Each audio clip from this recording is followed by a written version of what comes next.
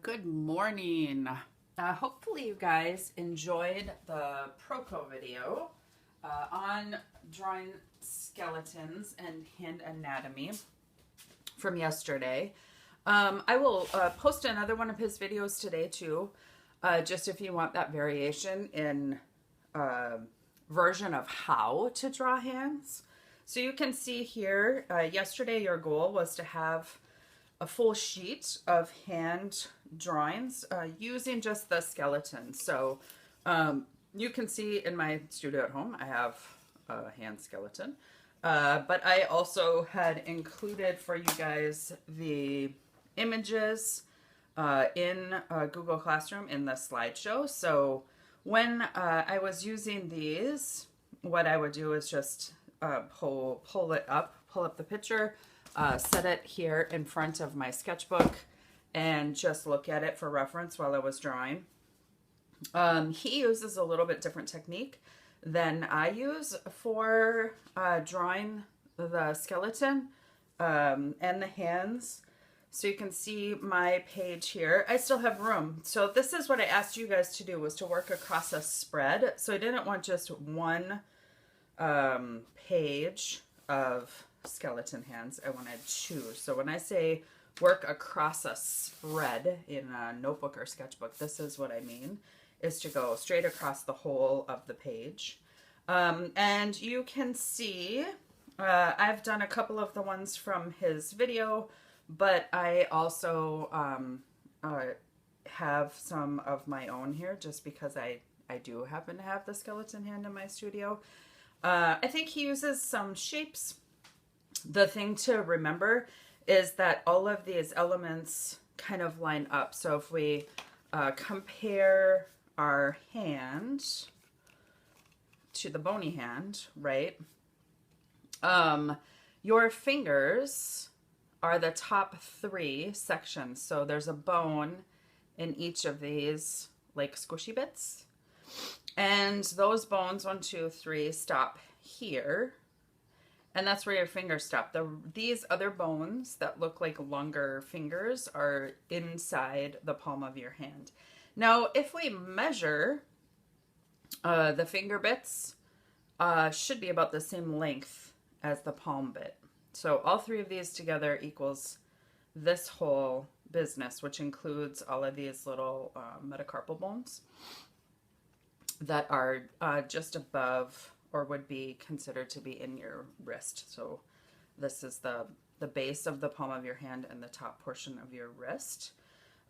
So I can take this and measure half. So all of these little chunk stack building block bones and this bone together is the same length as this. So it's important for you to think about that as we move on to the outside of your hand today, that the length of your finger is the same as the length of the palm of your hand, right? So that's important to think about. And then these always line up, right? In a curved line, not in a flat line. So because I teach medical illustration, I've had a lot of practice drawing a hand, drawing a skeleton hand. That's why I have one. So I can just sit, these are just straight contour line drawings. Because of all the bones, it is fairly time consuming. Yesterday, like this first big one took me 15 minutes. This next one, 12.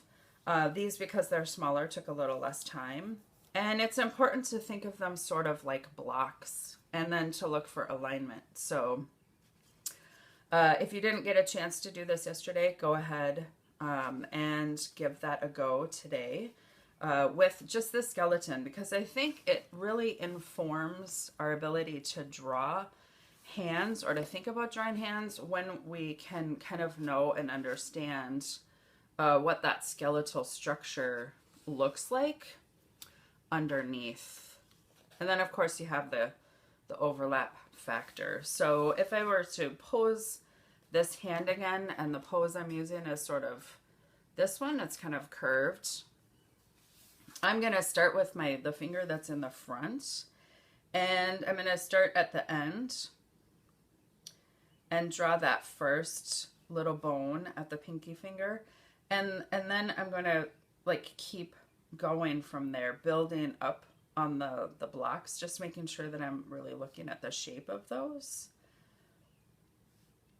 before I go too far. And then making sure that they're kind of rounded and they sort of nest into each other a little bit. And then we get this, I can see this top section. And then it goes this way. It doesn't look as long from this angle because it's kind of foreshortened and facing towards me.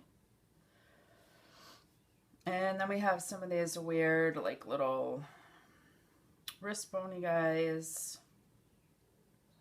So you can see even now, like, drawing this,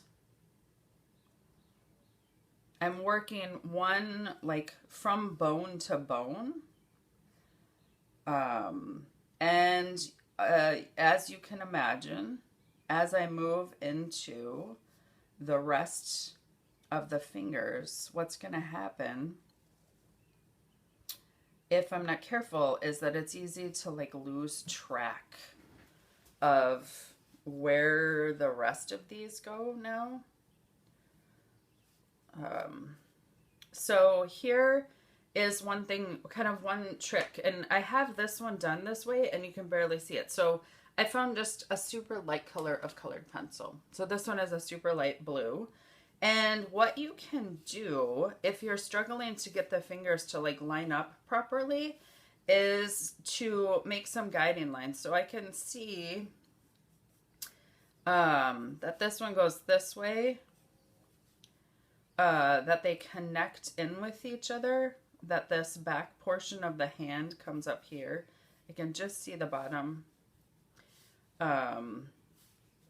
And that they go this way. So like this top knuckle bone goes up here and I can't see them. This, oh, maybe it goes actually quite a bit higher than that. That's a little bit more like this. Okay. And the top of the thumb is here. And so I'm just kind of plotting where each of the sections are going to go. And now I'm going to just come this way and say, okay, this one goes this way, this way, this way. This next one is stacked up. So for some of you, this might just be helpful just to like have the, like kind of the layered effect. So you can see I have just some really light guidelines. I haven't drawn the bones. I haven't done anything like that.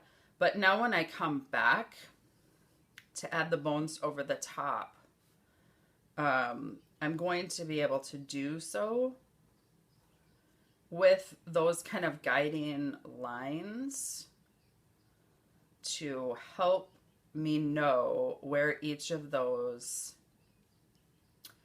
like sections start and stop, because I've added them in that light colored pencil. And because they're there in that super light color of colored pencil, they don't end up like showing with my drawing. You certainly could draw with pencil if you prefer. I always like to draw and learn something new with pen. I think it's best to not have to worry about mistakes. And so this is why I use pen always instead of pencil, particularly when I'm like giving something new a go and I'm going to make a whole sketchbook page of them. If you find that this starts to take you forever, it's more than likely because you're like stopping and erasing and stopping and erasing. And so having that like pen so that you can't stop and erase, like there's no stopping and erasing for me because, well, I can't erase, so it doesn't matter. So that can be kind of just a nice load off your head to not have to worry about erasing everything. So if you're struggling to get far, that would be my recommendation, is to definitely switch to a pen of some sort. so that you aren't focusing on erasing and getting everything just right, but instead you're slowing down and kind of feeling your way around all these. This is a strange angle for all these little wrist bones. So I can't see most of them. There's this guy. Oh, I forgot the top of this bone. Skipping around and talking, never the best way to do a drawing.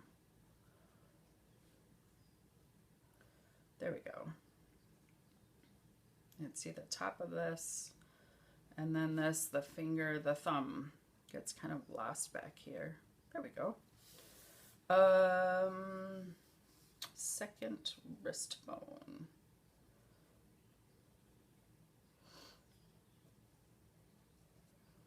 Comes this way, and there. So you can see I've got a pretty full sketchbook page. Work however you want to. If Proko's technique yesterday worked good for you, where you block in the shapes and make alignments, or you could certainly try my version where I just, if I'm stuck, like these challenging angles, I will use, like I said, the light colored pencil underneath, and it doesn't matter what light color you use. It just gives you an opportunity to give you some guiding lines. So I basically just drew lines to where those fingers would line up so that I had the capability to go back and add the bones over the top. So by all means, use whichever method works well for you and is giving you like in proportion versions of the hand and the figure. If your skeleton hands aren't looking right, if they're not looking good, you need to slow down, practice more, put in a whole second page and try a different technique, because it will help you kind of move forward in learning this. Have fun.